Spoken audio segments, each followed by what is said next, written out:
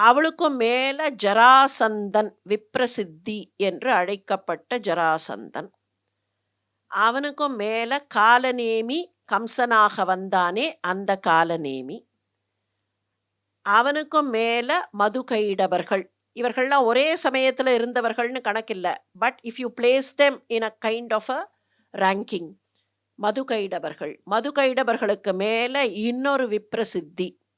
இந்த விப்ரசித்தி யாருன்னு கேட்டா சிமிகை என்பவளுடைய கணவன். சிமிகைக்கும் விப்ரசித்திக்கும் என்ன இம்பார்ட்டன்ஸ் இருக்குன்னா அந்த கதையும் வரப்போகிறது பின்னால.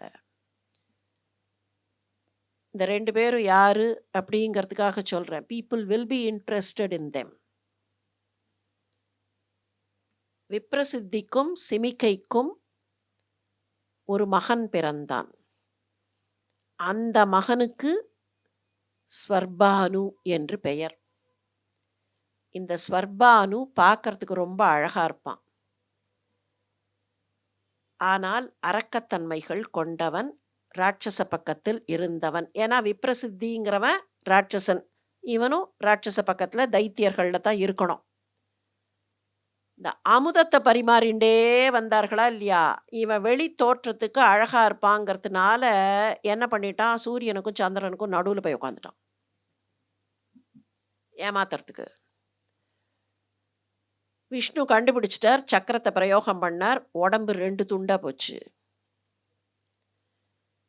உடம்பு 2 துண்டா போச்சு.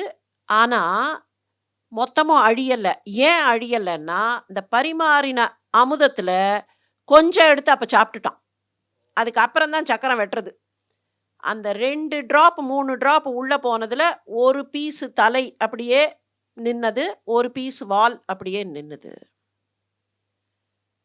இந்த தலை ராகுவாயிற்று, இந்த வால் கேதுவாயிற்று. இந்த தலை ராகு, இது தலை நின்னுது. அம்மா என்ன பண்ணாலாம், சிம்மிக்கை அந்த தலையை என்ன இருந்தாலும் அவளுடைய குழந்தையா இல்லையா, அதனால அப்படியே அந்த தலையை தடவி தடவி தடவி அதுதான் பாம்பு உடம்பு வந்தது. அப்ப இது விட்டு வால் மாத்திரம் இருக்கே, இந்த வால் மாத்திரம் துடிச்சுது. போனா போறதுன்னு மகாவிஷ்ணு பார்த்துட்டு இதுக்கு ஒரு பாம்பு தலையை கொடுத்தார். அப்ப இது கேதுவாகவும் இது ராகுவாகவும், 2 பேரும் எங்க, சூரியனுக்கும் சந்திரனுக்கும் பக்கத்துல.